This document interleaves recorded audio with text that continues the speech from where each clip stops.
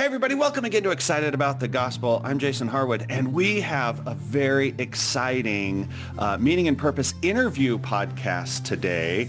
I am joined by the Department Chair of Experience Design and Management in the Marriott School of Business at Brigham Young University, Mat Duerden. Matt, thanks so much for being on the podcast.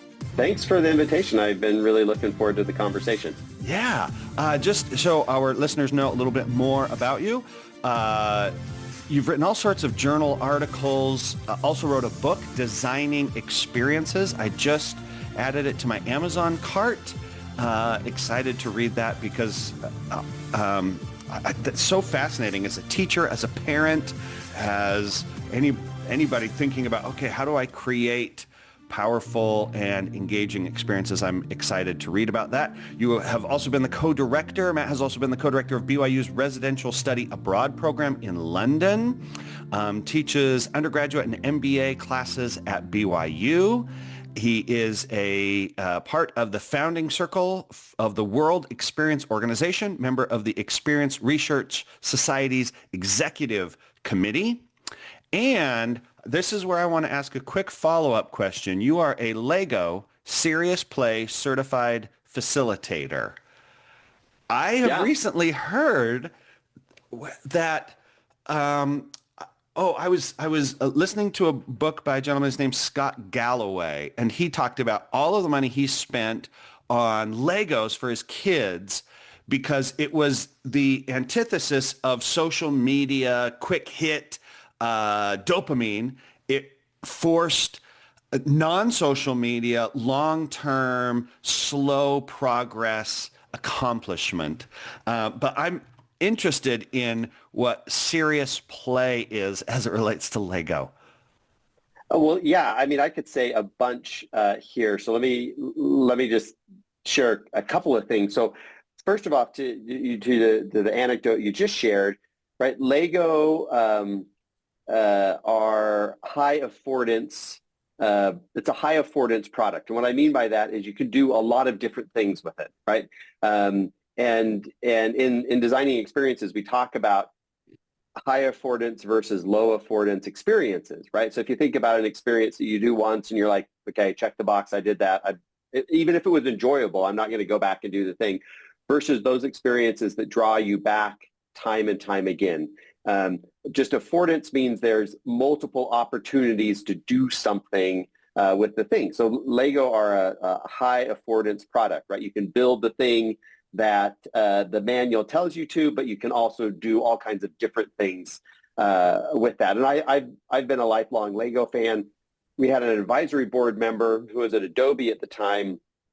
This is maybe like a decade ago now, or 7-8 years. And he said, hey, we're starting to use Lego internally at Adobe for some sort of consultant facilitation stuff. And I'm like, what? Tell me more. And so he sort of pointed me towards a couple of books. I read a couple of books about Lego Serious Play, came to find out that internally about 2 or 3 decades ago, Lego recognized from their own ethnographic work looking at how playing with Lego impacted kids, that it spurred creativity and collaboration and all of these good things. And so they thought, well, is there some way that we can harness this internally and use Lego to promote creativity as an organization? And so working with some management professors in Europe, they developed this Lego Serious Play methodology that they used internally and has since sort of spilled out. And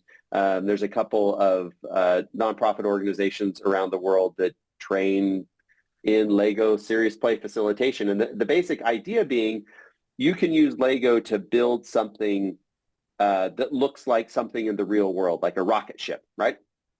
But there's also a lot of power in building concrete tactile models of abstract concepts, right? Because when we talk about, say, leadership, right? Yeah, we all know what leadership is, but we all have a very different idea of what leadership means. Mm-hmm. And so using Lego to build your concept of leadership and then saying, this is what I mean by leadership, can lead to a lot more on point, productive conversations and collaborative conversations, strategic conversations. And it's built upon different sort of learning theory and things like that. And so I did a week-long training, and since that point, I think it's one of my great accomplishments as a professor is that I have in most all of my classes, students buy, they have some books they buy, and they also have to buy Lego because we use them I'll be using Lego with executive MBA students on Friday, right? But it's a really powerful way to work as a team and be on the same page in terms of abstract concepts and strategy and a bunch of other things you can do with it. Yeah. Do you buy the kits, or do you buy like the classic, just a box of random parts?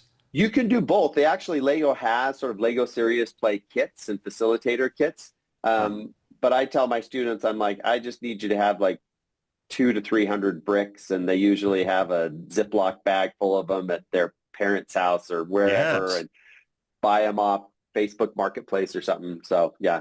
Yeah, I have a whole tote of them upstairs from random collections that got taken apart. And yeah, Yep. you did say something though that sent a bit of fear through me, which was you said you don't have to follow exactly step by step the manual when you're building a set. That's something I've never tried, Matt. I've never once deviated. Well, I am a consummate rule follower, right? So I like the step by step, but we know that you can just, you don't have to do that, right? And that's, I think, why the power of Lego is that, the Lego, the word Lego means play well, right? And I was with took students to Scandinavia this summer on experience design study abroad, and we went to Lego headquarters, to Lego House, and also Lego design headquarters. And it's really interesting to hear designers there talk about the fact that, we don't build toys, we design building experiences, and we design play experiences. And so they really think about what are the experiences that their product facilitates, which I think is a large part what we try to do with experience design, is help individuals and organizations adopt an experience paradigm, recognizing that everything that we do is an experience, many of which are not intentionally designed, and there's specific things that we can do to sort of break an experience down into its component parts and build it back up again more intentionally, whether that's a customer interaction or our morning routine as an individual. All right.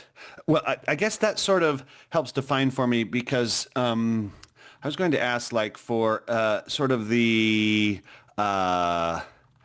elevator pitch. What does it mean that you are the department chair of experience design and man? If someone were were thinking, I should get into an experience design, what does that look like? Yeah, so we're a standalone major within the business school here that combines all the students in the business school, whether you're in finance or accounting or experience design and management, take the same core sort of business classes. So that's about half of your curriculum, and then you take half of your curriculum within your particular program. So experience design and management, we're focused on helping students understand using human-centered design processes, like how do you go about designing an experience to meet particular individual or organizational needs, both in terms of being able to conceptualize what an experience is, what are its core components, how do you orchestrate those elements to chart out the touch points of an experience or build out an experience map. And then once you've done that design work, then how do you implement it and measure it to try to understand, are you reaching the intended outcomes? And then that data sort of kicks it back into design. So experience design and management speaks to a cyclical process of how you intentionally design experiences. And we think about well, let's design a table, right? Like, okay, we sort of know what a table looks like, sort of this concrete thing, but to design an experience, it's much more abstract, right? And so being able to first understand, like, what is an experience, recognizing that, you and I are having a podcast conversation experience right now. So there's this observable, objective part.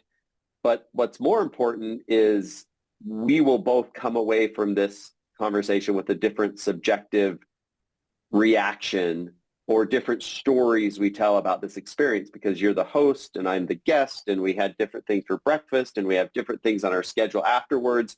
And it's those subjective reactions or the stories people tell from the experiences that they have, which are really what we're trying to target as experience designers, right? Recognizing that we'll all walk away with different experiences, but what can we do to nudge people towards telling the type of stories that we would hope they tell about the experiences that they spend with us. And also that they will feel like that time they gave us was time well spent. Because an experience only occurs if somebody pays attention to it, right? And attention's our most precious and limited resource. Yeah, so I think from a business standpoint, is one of the best examples Apple stores, where they just totally changed kind of the experience you have when you walk into a store. I think that's a great example. I think Apple's a good example of having consistent, the feel of the experience is consistent across channels, whether that's Mm-hmm. you're using a product, or you're in the store, or you're on a website using their app. There's things that maybe you haven't explicitly like articulated, but you just know, like, this is what I expect an Apple experience to feel like, right? Mm-hmm. You could also say the same for Costco, right? Costco is really good about having very sort of specific experience expectations that are met at any Costco around the world, right? Whether it's in Brisbane or in Salt Lake City, that you're going to be able to have sort of a similar type experience. And they do very strategic things, right? They're always going to keep the price of the rotisserie chicken below an actual amount where they're making any money, but it's in the very back of the store, and everybody's going to go there, and you're going to get your rotisserie chicken and then buy a bunch of other stuff that always seems to add up to like $400 by the time you leave, right? But it's, they constrain the amount of inventory that they have in the store. So you have this sense of trust that, like, somebody's already done the curation. And anyways, yeah, I think you can think about brands that have a really explicit experience strategy. And part of that is having a similar feel, or they're painting with a specific emotional palette across all the channels through which a customer or an employee would interact with the brand. Mm-hmm. Maybe you've done this, but walk us through how would somebody apply this if you were thinking, I want to improve the experience of scripture study, come follow me, family dinner. Oh yeah, totally. I mean, those are just also experiences. So I think I usually always start, and whether I'm teaching or working with a company or thinking about my own experiences, is first, like, identify the experience that you're interested in, right? So if we'll say family dinner or family scripture study, right? Then before getting into sort of the minutia, to be able to step back and say, okay, what do we want the people involved in this experience, so if, like, my family members or my kids or my spouse or myself, what do you want people to say at the end of this experience, right? We try to have an intentionally targeted reaction. And I think it's important to have that be an actual statement. Now, this doesn't mean that everybody is going to say that thing, but it gives you a target that you're trying to then filter your decisions through, right? So it may be, you're going to have a different type of scripture study, or let's say family dinner. If you say, the reaction is like, I know what everybody did today, right? Dinner is sort of a check-in opportunity, and that's the opportunity. That's a little bit different than you say, you want people to say, I felt heard today, right? a lot of times we're hiring experiences to do multiple jobs for us, right? So dinner, for example, there's a functional need of like, we need to eat food, right? But there's also a relationship need, right? That we need to like strengthen family bonds. There could be also an aspirational need of like, I want to be able to teach my kids values and principles. And so just being able to step back and say, okay, like, what do we want people to say at the end of dinner? And then, sort of reverse engineer and think about, okay, what are the different steps involved in a dinner process? Some of those are just like functional. We need to set the table, we need to do these different things. But then thinking that, okay, if, Walt Disney would say that everything in an experience speaks and you want it to speak in harmony, right? And so if you want people to say, I feel closer to my family members at the end of dinner, then you might go back and start thinking like, okay, well, if that's our goal, well, does that need to just start like right when we sit down at the table? Are there ways in the preparation of dinner that we would intentionally try to hit that target? Maybe, we always have 2 or 3 people assigned to make the dinner on different evenings so that people are collaborating and working together and they feel like they're not just showing up and being served, but they're showing up to this collaborative, co-created dinner that they have together. You can go in a lot of different directions, but having a clear, intentional, targeted reaction, I think can really help sort of set the stage for where you're headed. Is that maybe the hang up point, that people don't start with like a clear end? I mean, really, it's just like, man, what am I going to make for dinner today? And call the kids down, and we got some chicken nuggets and a can of green beans, and I wish Yeah, and things were better. you've met that like functional need, right? So we Hmm. like, Hmm. great, people are fed, kids aren't starving. That's important, right? I've met my basic sort of parental duty. Um, and maybe I'd even like back the bus up a little bit and say, it really comes down to understanding people's needs and then using designed experiences to meet those needs. And so to really, especially if it's an experience that involves other people, I think it starts with talking to your kids and trying to understand like, what are their needs? Like, what do they want to get out of dinner? Or what do they feel like they'd like to see more of in terms of family interactions? And I think experience design is really explicitly tied to storytelling as well, because the best stories are about people that have needs, that are facing complications, meeting those needs, and they learn something, some type of insight as they go about trying to navigate those complications, right? And we love paying attention and listening to those types of stories. And so from an experience design perspective, if I'm trying to design a better experience for my family, let's say family scripture study, I think the Hmm. first place to start is to have conversations and try to understand like, what are the spiritual needs of my kids and myself and my spouse? And what's currently like getting in the way of those spiritual needs? And what how can we design an experience to navigate that, right?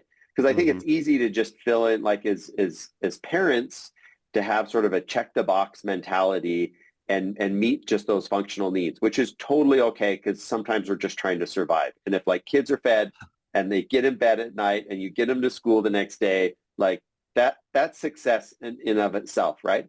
But I think to be able to just step back a little bit and say, yeah, what are some other beyond just these functional needs that my kids have, right? And it may be like you have kids who just want to feel more seen, right? And so then you think, okay, well, really the job that I'm hiring scripture study to do is that we come together. We're not going to try to plow through everything and come follow me that's laid out just so we can check that off. Maybe we're just reading like 3 verses and then we are, looking at family pictures together, or we're Hmm. each kid gets to like, you know, have that evening to just tell about their day and we'll hear about the next person's day, the next, you can, the the way you design that family gathering should be connected to specific needs you're trying to meet. And then that's where you can start getting like really creative, because creativity loves constraints, to say, okay, if the goal is we want people to say, I love my family at the end of scripture study, that's going to lead to a different type of design than like, I want my kids to, I want as a family to like read the Book of Mormon over the next 4 months. Yeah. If that makes sense. Yeah, absolutely. A while back, I stopped kind of trying to control sort of because we'd get together as and kids were just talking and sharing and, sometimes even making fun of each other a little bit, and, just as families do. And a while back, I just stopped trying to control that and just let it all kind of happen. And then finally say, okay, let's read a few verses, because I thought, man, just having them all together in one space, especially as my kids got older, and just having the conversations was worthwhile if all it ended up with was a couple of scriptures afterwards. Yeah. And I think, again, it's like an intentional decision, right? That you're like, okay, what I really value in this experience is that they're interacting with each other. And if we can then sort of cap it with some scriptures and a prayer at the end, like that's like meeting those needs. And I think maybe there's families that figure out how to have the same sort of structure at a family dinner and family scripture study, and they stick with that for decades. But I'm just thinking about our own state, right? We just had our oldest leave on a mission. We've got a different sort of constellation of like people in our home now, and I think we're still figuring out like, okay, what is this group need in terms of scripture study. And so I think there's just these always evolving needs, and thus the experiences that we're having continually need attention. Yeah. I assume in a business standpoint, if there's somebody who's not really buying in with this experience, there are ways by which you can remove them from the organization. How do you handle that? Maybe in a church calling, in a scenario where you can't just say, hey, it's not working out. It's time for us to part ways. Yeah, obviously in a family that doesn't work as well, right? And I think church callings, it depends. There's sort of a life cycle to different callings. But I think, you mentioned that I've directed BYU's London Center a couple of times, and both of those times have been with my good friend and neighbor Jamin Rowan, who's an English professor here at BYU. And from that, we've also taught an honors course called The Art of Transformative Storytelling, and now we do research on sort of the social science and neuroscience of storytelling. And it's just continually reinforced to me how important it is to understand people's needs. So I brought up this idea that good stories are about needs, complications, and insights. This is the same with experience design. I think we get sideways in families or church wards or organizations when we just start assuming what people's needs are without having conversations and really trying to understand what those needs are. And so I think the more that we can spend time really understanding people's needs, the more that we can effectively design experiences to meet them, right? I think we've all had experiences with this where we think we have this, we know what our counselor in a presidency needs or what our spouse needs or our kids needs, and we sort of move forward thinking we're doing this great thing, and then recognize like, oh, we were totally off base. Like we were trying to solve the problem from our perspective, but we just have so many assumptions and biases that we don't recognize that unless we're actually like talking to someone and trying to understand what their needs are, we just can't go about meeting them. And I think most of the time, most of the experiences, it's not, there are some experiences just unintentionally designed. Like, why do we keep having this particular meeting in this particular way? Well, it's because it's always been done and we're just supposed to do it. And it says here that we should every, 2 weeks do this thing. But I think there's So in also the handbook. situations, yes, exactly. And I think there's a lot of situations though where we're trying to really do something that we think is valuable, but it's just it's not meeting the individual's needs. And taking the time to just ask people what their current experience is, whether it's serving them, whether it's like meeting their needs, and just trying to better understand people's stories, that will give us the richest insight in terms of how we can go about designing experiences. And I think just that act of like high quality listening and trying to understand can also be really transformative. There's research on high quality listening that's really profound, and it's not any type of special like skill that you have to get trained in. It's just like listening without inserting judgment and having good non-verbal cues. But studies have been done that have shown, so I'll just, one quick example, they, in this particular study, researchers brought study participants in and said, hey, we're going to pair you up based upon this sort of pre-assessment of your view on some particular topics. We're going to pair you up with somebody who has the opposite view. So you guys are on polar ends. Yeah. And this person's going to have, a few minutes to share their perspective, and then you're going to have a few minutes to share your perspective. And we're going to have you take sort of a couple of surveys during the process because we want to understand, how you view each other, right? Mm-hmm. So unbeknownst to the participants, their paired conversation partner was part of the study, and they had been trained to either be, exhibit high quality, sort of medium or low quality listening during the experience. And so before it started, they said, okay, first we're going to talk about topic X. How do you view this topic? How do you view the person who has this perspective? So they put those things down, and then they say, okay, you can share your perspective to start off. And what the study showed is that those people who were paired with high quality listeners who just listened, who didn't interject, who didn't try to sort of defend their position or sort of push back, but they just said, like, maybe ask some clarifying questions, or so if I understand you correctly, you think this, and that they made eye contact. At the end of their time to share their opinion, they took another survey, same questions about how do you view this perspective, how do you view this person, before the other person had the turn. So they filled that out, and then when they were done with that, they were said, actually, that's the whole study. The other person, they sort of explained like that they were a Confederate and they, were doing this thing. But the people who were paired with high quality listeners, after they had been listened to, they rated that other person less harshly, right? They came to this perspective of like, you know what, their view isn't as crazy as I thought it was, and they're not as radical as I thought they were. They hadn't even heard that person say anything about their views, but they just had an experience where somebody who they thought had the opposite view of them listened to them without interrupting. Yeah. Which I think is pretty like remarkable in a time when we have so much polarization, or it's so easy to get sideways with people. Just recognizing that if we just take time to listen, not only is that going to like cool the temperature down, but we're going to have a much better perspective where somebody's coming from, which will then allow us to make to design an experience to better meet their needs. It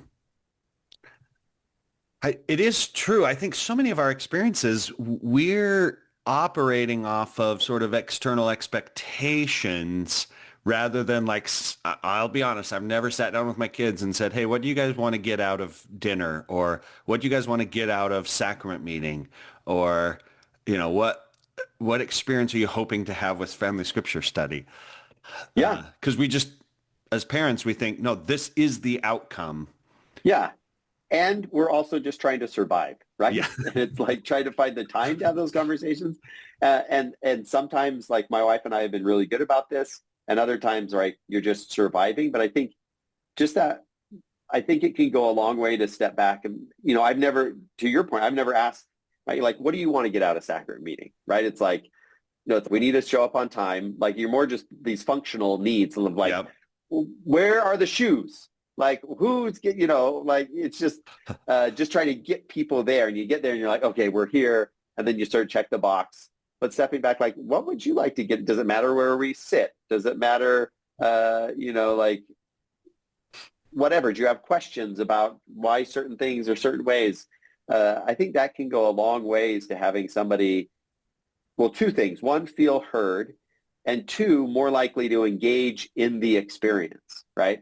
And just because you have a kid on the couch, like bodily present in the room, doesn't mean they're having the same experience that you're wanting them to have, right? Because if they're just frustrated or if they're thinking about something else, so it's not only designing the experience and getting people in the room, they've got to like volitionally decide to engage with the experience, and that increases the likelihood of that increases if people feel like they've been heard. Yeah. I mean, my wife and I, we have 7 kids, and I think some of the struggle is we would get vastly different answers, because I mentioned like kids getting together and laughing and, having fun. And then there's always the one kid who's like sitting over there in the corner, just like miserable and angry and like, Yep. when is this going to be over? Can we just read the 3 verses we have to read and say the darn prayer so I can go back up to my Yes. yeah. Yeah. And No, I totally get it. Our oldest was diagnosed with ADHD during his teenage years, and it was super helpful, I think, for him and all of us to just recognize, oh, there's things we've been trying to like force him to do, like stay at the table, don't bring toys to the table, since he was like little up until like he left on his mission, and just recognizing like, okay, we're all having different experiences here. And that's the complexity, but also the exciting part of experience design, to say, okay, you've got 9 different people in your family. They're all having 9 different experiences, whether that's with dinner or church or scripture study or whatever it might be, and thinking about, okay, what are ways that we can account for all of those different perspectives? Like there's a lot of complexity there. Sometimes sometimes just opening up that conversation can make people like get on the same page. Other times there might be more sort of structural things that you do that say, okay, like we're going to rotate through, this week we're doing it this week, and next week we're doing it this week. And, people have some type of like, customizing of the experience. yeah. But I think rather than worry about like, well, how are we going to figure this out? Just start by, well, let's just start with the conversations and we'll figure it out. Because I feel like if you know what the needs are, if you've got a good handle on what people's needs are, like 95% of the time, you'll figure out solutions. But if you're so concerned up front about solutions, you won't do the work to find out what the needs are, because that can seem like overwhelming and how we're going to figure this out. Like focus on needs first, and the rest will usually work itself out. As we've been talking, it just flashed into my mind. One of my all-time favorites. We had a son. He was playing Fortnite at the time, and it was like, no, family prayer and scripture time is now. And Fortnite's not a game you can pause or what, So he, I guess, had built like a little shelter around himself and was hiding in the shelter in the game. And so he comes running to the top of the stairs, and he's like, we gotta go before the storm gets me, And so he's like wanting to just run, can we read one verse? He'll say the prayer. He was like, I'll say the prayer. Because heaven forbid mom say the prayer. Because he had kind of enclosed himself in some type of wooden structure in Fortnite. That wasn't our most effective, but yeah. One thing that I have learned, and I think this is my oldest taught me this, is like when you're so focused on checking the boxes and making sure that you're going through the process as it's been laid out by the parents who are in charge. Sometimes you end up picking like battles that don't really like lead to any like effective outcome, right? Where there is, and again, I'm sort of a rule follower. It's like, here's my agenda. I am going to go through and do these things and check off these boxes. And when I have somebody who's like, I don't care about like half of those boxes. It really makes, I like, okay, I could fight about every single one of these or have a conversation and say like, okay, what do I actually care about? What's important? And also recognizing from these people, these humans that were all sort of brought together in families with that have such different perspectives on life and having different experiences, that it's usually a really small number of things that matter. And if we can focus on those and not get sideways on, you know, a current obsession on Fortnite or this or that. I don't know. Like, it's still a lesson I'm learning, but I've realized that like there's a lot. The list of things that really matter is shorter for me as a parent now than it maybe was when I started. Mm.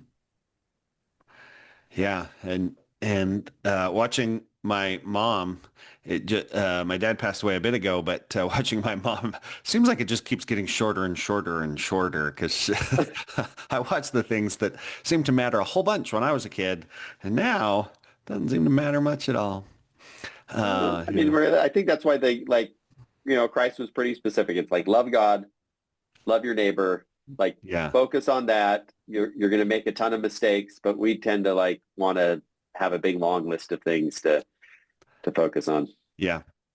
How about for our personal life? A lot of times on this, we focus in on finding meaning and purpose in our lives individually.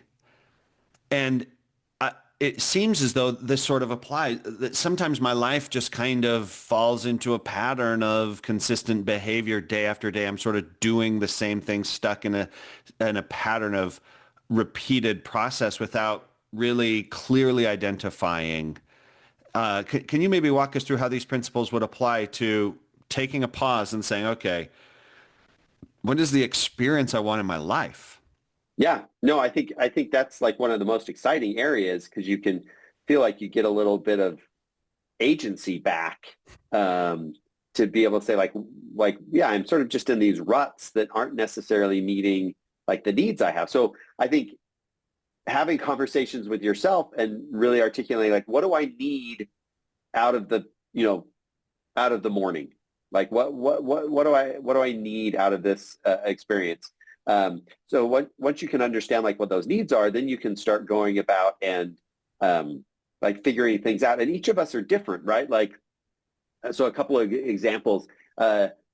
Daniel Pink has a book called Win, Mm, where he talks about, he has his books on habits and stuff, but I really like Win because it focuses on um, the fact that we have different uh, like circadian rhythms, right? And some people are morning people and some people are after, evening people, but there are these ebbs and flows, and it can make sense to do certain things at certain times of day, right? Like, it's like if you're getting a surgery, surgeons make less mistakes in the morning than they do at 2 p.m., right?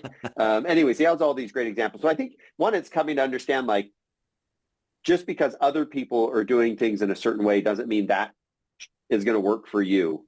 But you've hmm got to first do the work to understand, yeah, like when am I most efficient and most awake? And then how do I schedule those things at those times? Um, mm, I teach an executive MBA class on experience design with another colleague, Neil Lundberg, and we let students pick a personal or professional project. And it was really interesting when we taught this course during the fall of 2020. Um, so lots of people were working from home, and we had a number of our students really focus on like their work from home experience.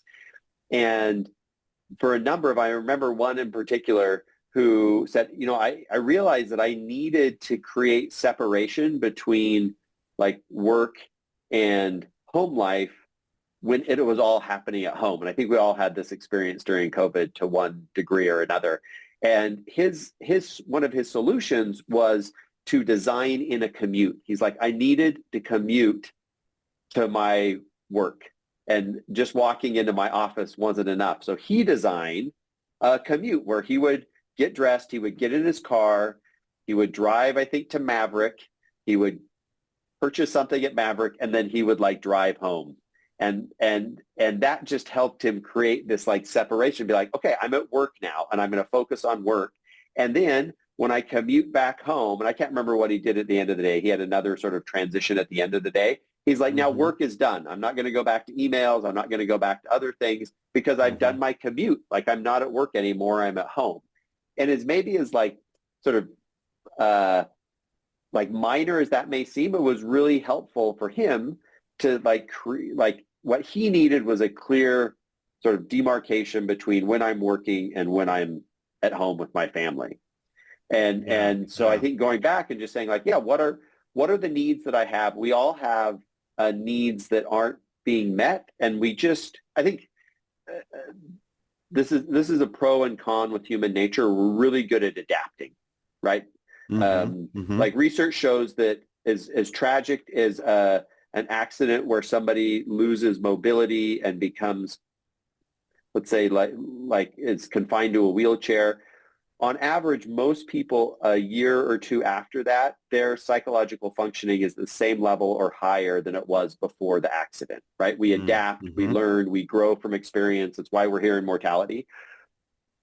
But that also means we can get into these just sort of like complacent, like vanilla phases where we're like, yeah, it's fine. Is this like the best? No, but like I've adapted, right? Yeah. And as opposed to stepping back and being like, yeah, am I really like maximizing like my morning or my afternoons or my weekends or the putting kids to bed or whatever those pieces are, and saying like, what's the need that I have in this?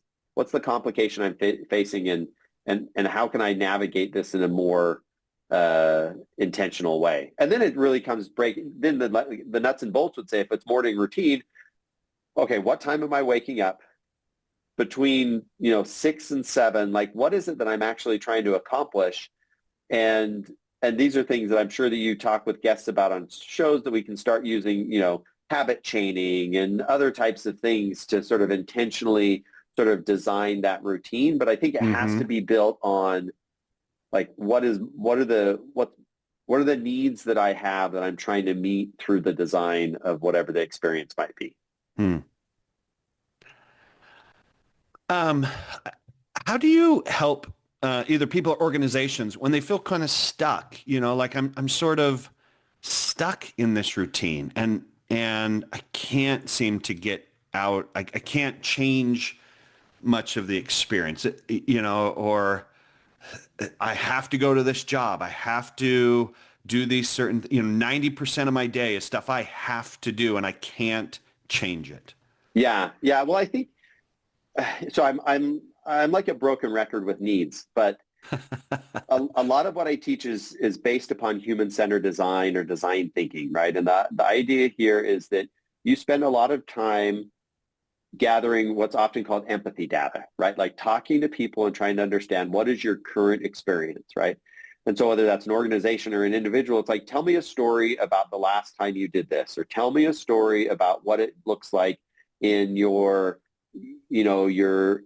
weekly sort of direct report meetings, and start getting people to tell your stories to understand like what is the current experience. There's a management scholar who is at Texas Tech. His name's Hans Hansen, and he's written a book called Narrative Change. And he makes the case that all of our behavior is built upon stories. Those might be explicit or implicit, right? Down to the fact that, why a person decides to brush and before they floss or vice versa, there's a story that they tell themselves about that behavior. And so you first have to like articulate the story before you can then change the behavior, right? So understanding like, yeah, I have to go to this really boring meeting every week. Okay, well, tell me the story of the last meeting. Let's like walk through all of those pieces. And what you'll get is you'll get sort of the functional, like this happened and this happened and this happened, but you'll also get like emotional information about how they're responding to each of these, in essence, like touch points of the experience. And that's where you can start digging deeper, because usually when people express emotion about something, that like there's something that's triggering that, and to try to dig it in and say, okay, like, well, I could tell that you were like especially frustrated about this piece. Like, tell me more about that, right? Mm-hmm. And what you start finding is needs and unmet needs. And then you can start like stepping back and say, yeah, there's certain things that are out of your control. You've got to go to this meeting, or there's this customer process that we have to go through. And it's often not like redesigning a whole experience. I'll back up a little bit. So when we talk about the core elements of an experience, we talk about that there's 6 sort of experience elements, right? So just as if you were to design a landscape and you're thinking like, okay, I can use grass and I've got plants and trees and hardscaping and maybe some water features, the same is true with experiences. So we have, the first is people, right? There's going to be people in the experience. This could both be in terms of the participants, but also the providers of the experience. We're also thinking about the relationships among those people. Do they know each other? Do they need to know each other? Then there's the place that the experience happens. This could be in your living room with your kids, scripture study, or it could be a digital place. It could also be the place and time, right? Doing something in the summer versus the winter, or the morning versus the evening changes it. Then we're also thinking about what are the rules in this experience, right? There's probably like some depending on the experience, there might be organizational rules, there might be federal or state rules, but there's also just like social norms, or we don't put our feet on the couch, right, in this family, or whatever. So we're thinking about the rules. There's the objects, right? What are the sort of the tangible, most salient objects in the experience? And finally, there's blocking, which is a theater term of like movement and people through space. Like how do people get in and out of this experience? What other things are happening? And so those 6 elements are the raw materials of any experience. And usually we can change an experience by just tweaking a couple of those elements. For example, my job as a teacher is to help students learn certain things. So one way to approach that is just to like tell them a bunch of stuff, right? And just like lecture at them, right? And I would be doing my job. I would be teaching class, right? Well, there's a whole bunch of reasons why that's like not a great approach from retention and learning and engagement. And it could seem that thinking about like the relationship piece of that is like maybe that element doesn't on the surface seem very important. But research shows that students are more engaged if the teacher knows their name, right? So if I take time away from, say, lesson prep and devote some of that time to just learning students' names, data suggests that they're going to learn more in the class. And research also suggests that if I take time away from lecturing and put that towards helping the students get to know each other as people, their learning is also going to improve, right? So I could say, well, I have to teach this 60-minute class and I have to cover these topics. True, right? But if I focus a little bit more on the relationship side, my relationship with the students and their relationship with each other, and suddenly it's, if I'm 100% lecture and say, I'm going to go 70-30, they're going to get more out of that from a learning perspective than just me lecturing at them. So it's often going in and like tweaking some elements rather than we've got to like redesign everything. So understanding needs and then making small adjustments to try to better meet those needs. And that's where we can kind of start in our lives is just small tweaks towards, rather than kind of a big, huge adjustment, but at least directed in I think maybe where we often slip up is we're maybe not either making small tweaks, and we definitely aren't directed towards a specific end goal or purpose or design that we're looking for. Yeah, there's not a need there. And I think too often, this is one of the issues with social media, is that it tells us all of these different things to do, that whatever the newest trend or this will make you happy. And I think people moved, all right. So there's a difference between like simple and wicked problems, right? I'll just share this like quick. So simple problems being like 2 + 2 = 4, right? There's a known process and there's a known solution. And our phones can solve most simple problems for us, even though we tend to still be taking a lot of time in education teaching people like how to solve simple problems. But most of the problems we face are wicked, right? Where not morally wicked, but they're just complex and there's not a known process and there's not a known answer. Like, what do you want to be when you grow up? Or like, how do I be a better parent? Or how do I increase my relationship with Jesus Christ? There are, and that last one, there's known processes definitely, but it's also individually different. How each of our sort of spiritual identity and what resonates with us is going to be different for different people. So because of that, because I think we often approach problems as if they're simple problems, we get really anxious and antsy if we don't have a solution. And so that's why when you're trying to figure something out for a spouse or a loved one, we can, I think especially guys tend to just want to like solve it, right? Because it's uncomfortable to not have something to just do, as opposed to taking the time to really understand what's happening and be curious and not just jump to like wanting to solve stuff, right? Mm-hmm. So if you're feeling you're like in a rut with your mornings, don't just turn to social media and see what like influencers are telling you to do, but really step back and like be curious. You might want to like journal for a week about your mornings and be a little bit more introspective to come to this insight to say like, actually, like what I need out of my morning is this, and now let's think about how I can start solving it. Mm-hmm. Yeah, I guess it's that difficulty of clarity around, what is it that I need out of my morning or out of my job or out of my, time after my job, really coming to clarity and consistency on that. So, yeah. Again, talking with Mat Duerden from the BYU School of Business, Marriott School of Business.